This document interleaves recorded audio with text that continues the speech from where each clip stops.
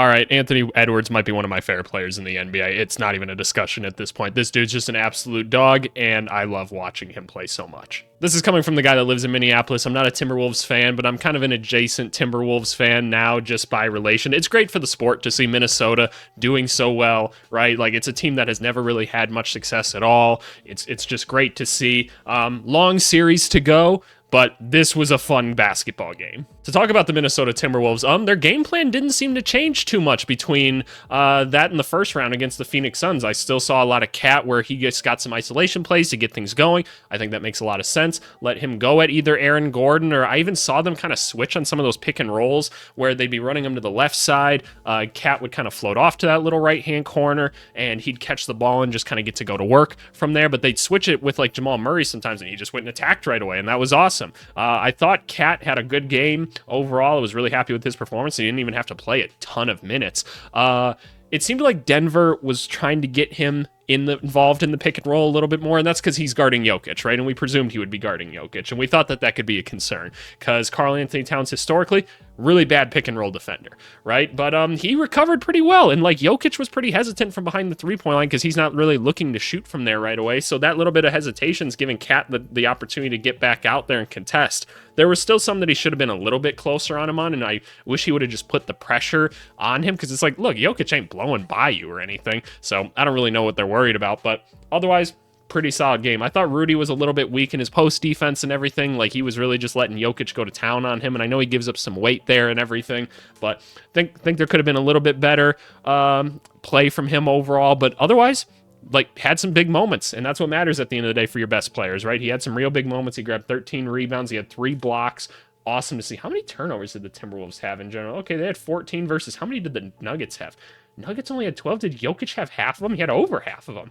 Oh my gosh. Just something I was noticing. But yeah, Anthony Edwards, literally, there were points where I thought we were getting into Luka Doncic territory a little bit, where I'm like, okay, we're waiting a bit too long to get going in the shot clock. We're bailing, or we're waiting on him to bail us out a bit too much. So that's a concern. I'd like to see them do a little bit more to get the offense going in this one.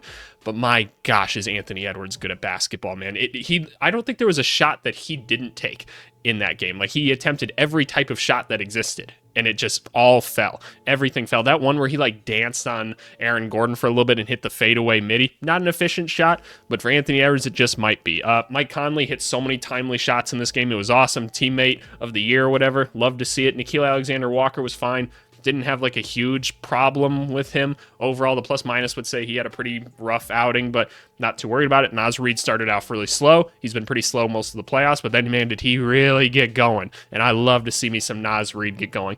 I thought it was weird when they had Kyle Anderson, like, I want to say it was like Naz and Gobert in at the same time. I'm like, I don't really need Kyle Anderson playing the 3 in this series. Like, it was during a time where the Nuggets had a really poor rotation in because, look, they just don't have much depth, where the only shooter on the court was KCP.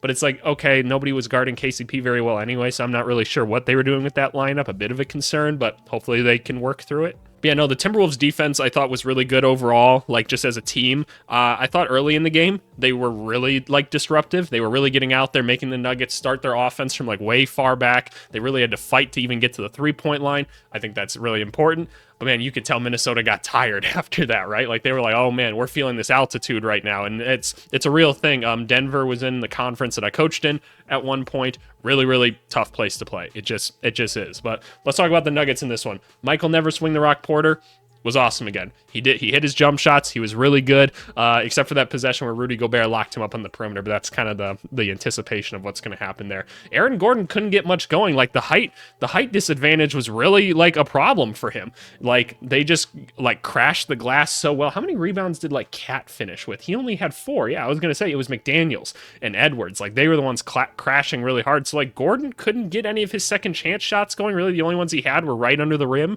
So he was like effectively taken out of the game. And Jokic, despite having the 7 turnovers, man, he was great. Like, he did a lot of things really, really well. I think he did hesitate on the 3s a bit too much. Maybe they're really trying to not settle for as many 3-pointers from him as possible, but I feel like you maybe have to take a few more. So I don't know. It's going to be an interesting thing to watch. KCP was good in his minutes. Jamal Murray, slow start, but kind of got going a bit after that again. I felt like The Timberwolves are really giving them problems with Jaden McDaniels guarding him in the Murray Jokic pick and roll, so that was really cool to see. Then we look at the Denver Nuggets bench again, right? Christian Braun actually showed up this game, scored a couple points. That's awesome. Reggie Jackson got going early, hit some shots, and then didn't play ever again. Kind of weird. Justin Holiday was out there, hit 1 3-pointer. That's basically all you can ask for out of Justin Holiday. And Peyton Watson is Peyton Watson, right? That's essentially what you got. They didn't go to a second big. Jokic had to play a ton of minutes. I don't really even know what they went to for the other 5. I guess it was Aaron Gordon at one point.